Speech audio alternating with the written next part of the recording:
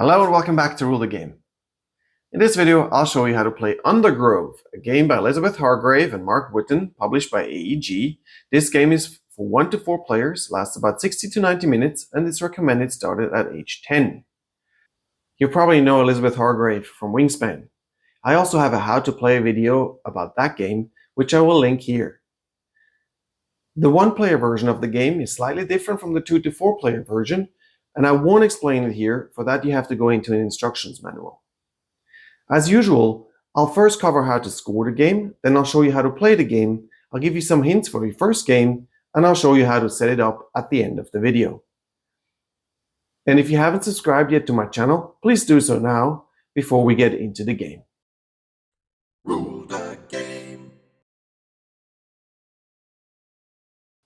In Undergrove, you're trying to act like a tree that has mushrooms growing around it that give it some of the resources it needs to create seeds. And with these seeds, you're trying to get new seedlings out that will also grow into big trees. Let's assume this is your final board. The board is shared by the different players. You see here we have a 2-player game with the white and the green player here. I'll show you how to score the white player first. You have a scoreboard here in the middle that you will fill out for each player, and you'll start actually with the 3 goals that you have here on these cards. There are 2 different types of goal cards. Some of the goal cards will track whenever you do a certain action during a game, and some are just there for end of game scoring. And we have 1 goal card here that says move up the goal track each time you turn 1 nitrogen into a carbon. During the game, the 2 players did this, and the white player could do it 3 times and the green player could do it twice. Now here, the person who did it most gets 9 victory points. The person who did second most gets 5 victory points. Should 2 people have done the same number of these actions, then you'll actually sum up the 2 points that you would get. So here, in case the most and the second would be 14 as a sum, and divided by 2, rounded down if necessary, and that would be the points that each player gets. And we also have 2 cards here about the end of the game. Here we have number of trees or seedlings that are touching exactly 2 types of mushrooms. And you can see that I already scored this. Actually, all 4 of these trees and seedlings that we have, these are the trees, these are the seedlings, they actually have touched exactly 2 types, while the green player has none of them that has touched it. Here, the number of points you get is twice the number of the seedlings and trees. In this case, it's 8 points for the white player. You also clearly see that the cones here indicate victory points. And the last one we have here is the number of seedlings and trees with at least 2 roots. And both players here have 3. However, you need 4 trees and seedlings with at least 2 roots to get a single victory point. Neither of the players actually has that. So you put all these numbers here in goal 1, 2, 3, you total up the goals, and then we move on to the points that you get from trees. Now for the trees, we go through each of your trees that you have on the main board and score them accordingly. As you can see, all of these cards here that we've placed during the game, or that were there even at the beginning, they have a number of cones at the bottom. These are the victory points that you can score from these mushrooms in case your tree has roots to these mushrooms.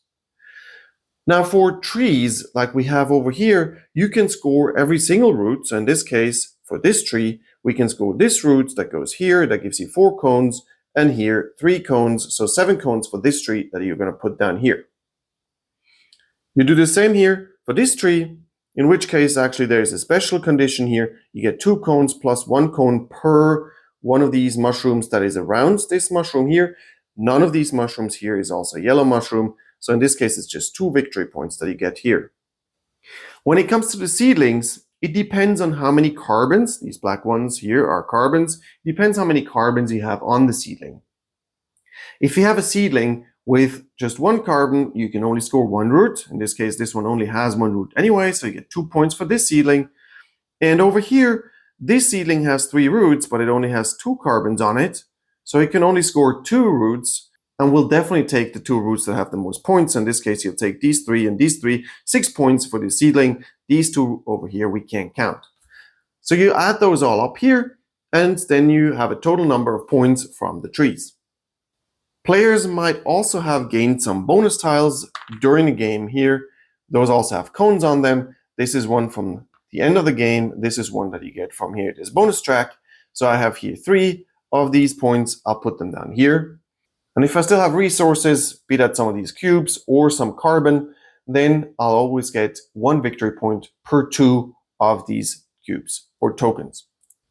In case of a tie, the player with the most trees wins, and if there's still a tie, then the player who has the most carbon in their seedlings wins. Now let me show you how to play this game.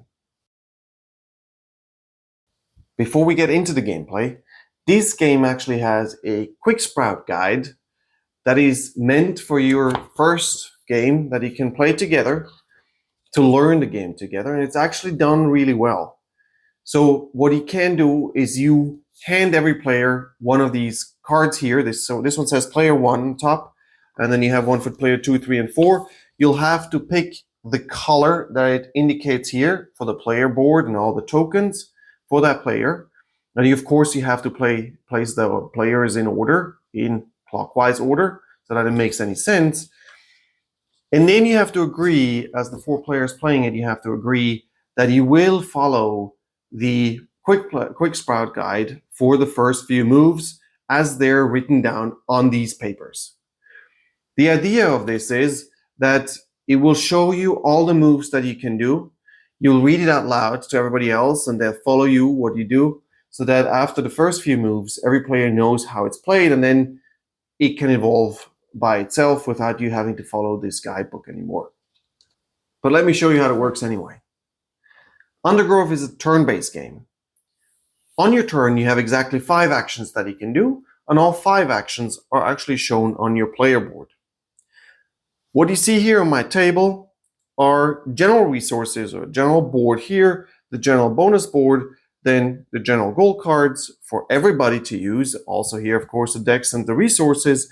But then each player has here a personal board that they can use to follow along and figure out what kind of actions they have available. But also here with some of the resources that they can use. And here, of course, with all of their trees and tokens and all these things that they can use during the game. And then each player also has 3 of these mushroom cards that they've gotten at the beginning of the game or that they picked up during the game too. Now I'll show you how all these 5 actions work so that you know how it's played. We'll start with the activate action. For the activate action, you need to first understand what the mushroom tile shows you. As you can see, each mushroom tile has a name, which is irrelevant unless you're interested in mushrooms, but it's irrelevant for the game. And then it has the victory points on the bottom, the cones here, and then it has the activate action on it. Now you can only activate mushrooms that you're connected to by your roots. Now the white player has 4 roots on this tree and 1 root up here. They can pick whichever mushroom they want to play from, and let's say we're going to go and play this one right now to show you how it works, the Common Deceiver. What you see here is you have a certain amount of costs that you have to play to do the activation, in which case here you'll have to flip this token here to the gray side.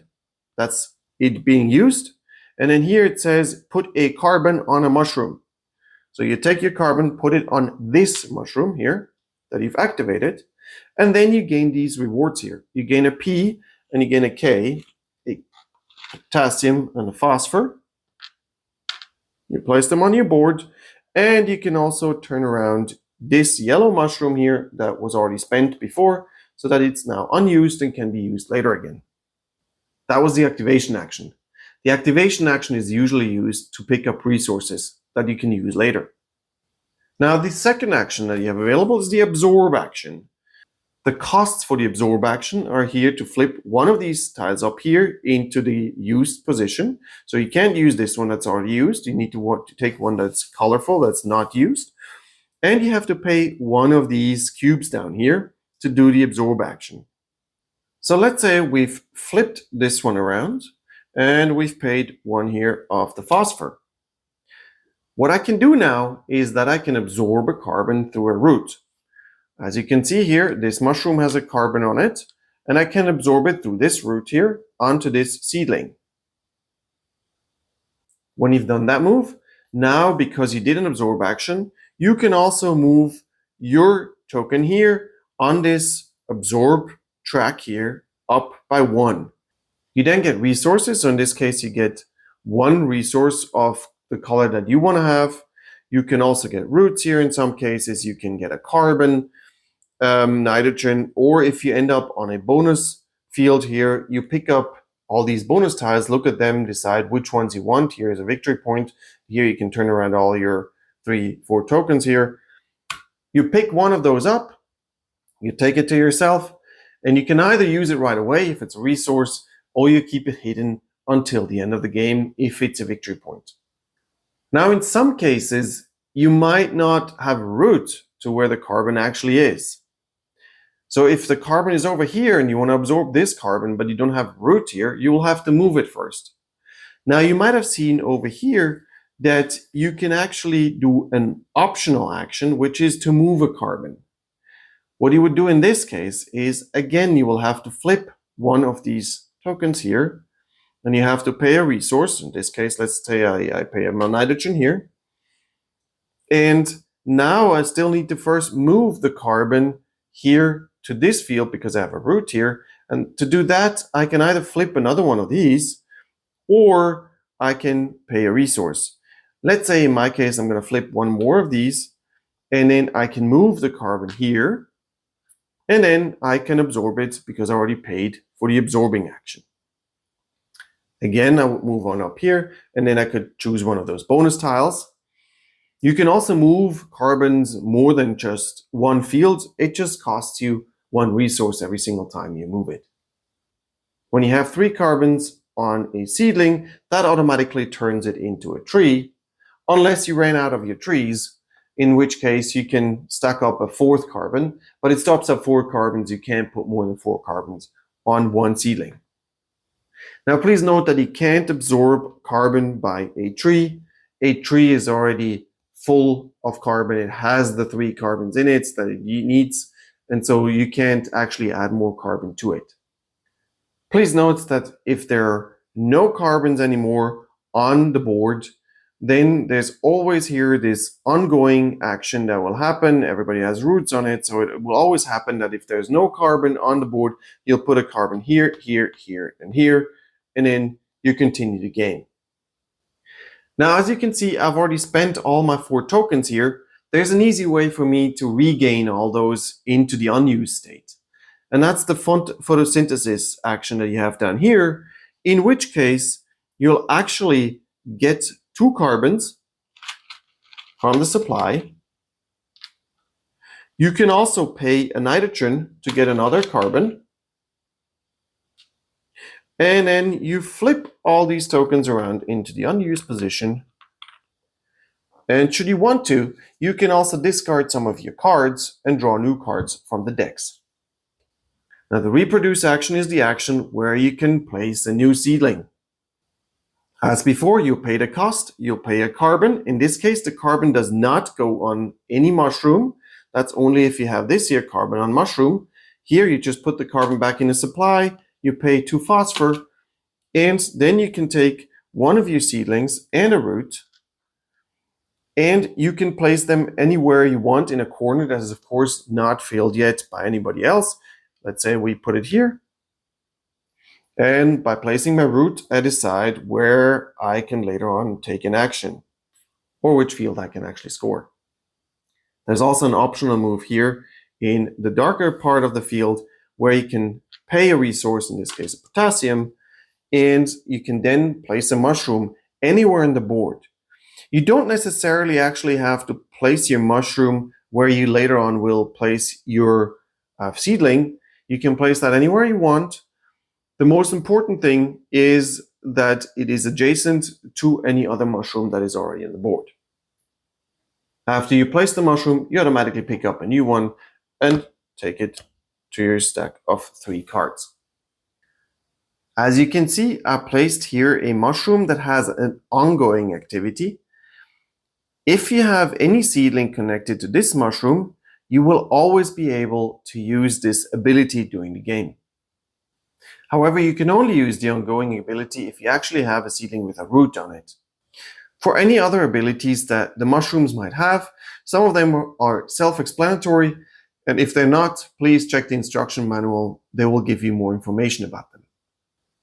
And the fifth action is the partner action, which helps you to grow more roots. And in this case, as before, you'll pay a carbon and 2 potassium into the supply, and you now get 2 roots that you can attach to any of your seedlings that you have, or even your trees. In this case, I only have 2 spots where I could attach them to. Optionally, I could also play another resource to place another mushroom somewhere on the board. The game end is triggered when the first player has reached the top here of the carbon track. That person can then pick one of those fields up on top. They can take any of the resources that it says here. This is 2 victory points that they will take away, this token, if they wanted this. We'll then finish the round, and for this you have here the first player marker so that you remember who was the first player. And once it gets back to the first player, every player has 1 more turn, and then the game is finished and you'll score the game. And here's some hints for the first game. I really recommend that you start this game by using the Quick Sprout guide. Because even though there are just 5 actions that you can do in this game, it feels really overwhelming in the beginning and you're not quite sure what means what and what you're supposed to do here. The Quick Sprout guide will give you this information, will show you some sort of strategy for your first game that you can use depending on which player you are. So I really think that it's quite helpful to do so. After your first game, you don't need this anymore, but for the first game, it's very good. Now, of course, it is very important that you collect a bunch of carbon, that you absorb a bunch of carbon, because in the end, it's not just that you get more resources on the carbon track, but as I showed you in the scoring part of the video, the more carbons you have on your trees, the more you're going to be able to score these trees, because only trees or seedlings with carbon or a tree on it can actually score their roots.